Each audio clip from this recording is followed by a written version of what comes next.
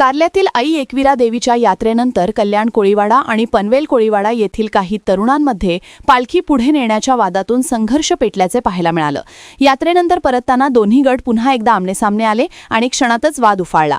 दोन्ही बाजूंनी अक्षरशः पोलिसांच्या समोरच दगडफेक झाली। याबाबतची संपूर्ण माहिती आई एकविरा ट्रस्टचे अध्यक्ष दीपक हुलावळे यांनी दिली आहे। मात्र या घटनेनं देवीच्या पवित्र यात्रेला गालबोट लागले आहे। अशा प्रकारे धार्मिक कार्यात राडेबाजी करणाऱ्या गटांवर कायमची बंदी घालावी असा संताप आता सामान्य नागरिकांमधून व्यक्त होत आहे। चैत्र पौर्णिमेनिमित्त काल आई एकविरा गडावर आई एकविराची पालखी 5-5:30 वाजता पालखी झाली। पालखी झाल्यानंतर जे 100-125 ज्या पालख्या आल्या होत्या रत्नागिरी, पनवेल, भिवंडी, ठाणे, पालघर या सगळ्या भागातनं ज्या पालख्या येतात त्या पालख्या येऊन काल आई एकविराच्या मंदिरात येऊन परत ते सुखरूप सगळ्या खाली आल्या।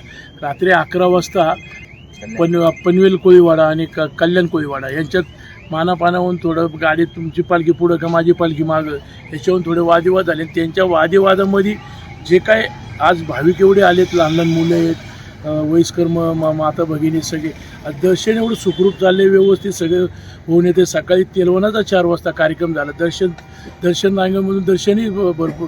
कालची जी पालखी होती की एवढी पालखी बघण्यासारखी होती की एवढं पब्लिक आलं त्या पालखीला आणि ते पब्लिक येऊन सुखरूप सगळे खाली आले होते। पण 11 वाजता हे गालबोट यांच्यात गालबोट लागलं आणि ते गालबोट लागल्यानंतर परत पोलीस खात्याने ते सगळं त्यांना समजून सगळं त्यांच्यावर दोन्ही यांच्यावर गुन्हे दाखलही केले। पण ह्या परत त्यांनी काय केलं, दुपारी 4 वाजता जेवण वगैरे झाल्यावर परत इकडे येऊन दगडफेक केली। असं वाटलं नव्हतं की आता सगळेच कोळी बांधव फिरतात त्याच्यामुळे तिकडं कोण जाईन, इकडं पोलीस खात्यातले काय अधिकारी इथं बसलेले होते, पण तरी त्यांनी तिथं जाऊन परत दगडफेक केली। मला सगळ्यांना हीच विनंती करायची आहे की जे आपण पालख्या घेऊन एवढं लांबनं चालत येतो आईच्या दर्शनासाठी, तर तुम्ही दर्शनासाठी या।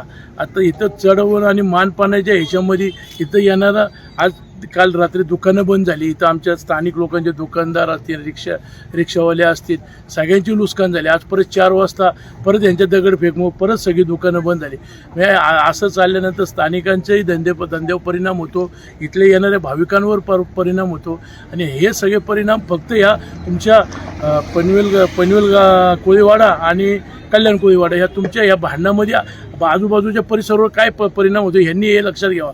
मग यांना कोळी बांधवांना एकच विनंती आहे सगळ्या पालखी जे घेऊन येतात त्यांना, अध्यक्षांना, की तुम्ही तुमची पालखी घेऊन आल्यानंतर आपली पालखी फक्त आई एकविराच्या दर्शनासाठीच आणतोय की चढावारीसाठी आणत नाही, एवढी ज्यांनी भान ठेवा। बाकीच्यांच्याही पालखीवाल्यांचे भान ठेवा।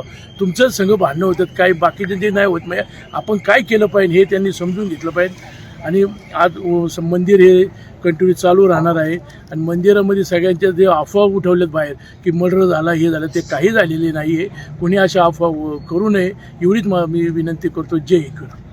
वादळवारा लाईव्हसाठी न्यूज ब्युरो लोणावळा। नवी मुंबई व रायगड जिल्ह्यातील ताज्या बातम्या आणि घडामोडींसाठी सबस्क्राईब करा वादळवारा लाईव्ह चॅनल आणि दाबा बेल आयकॉन।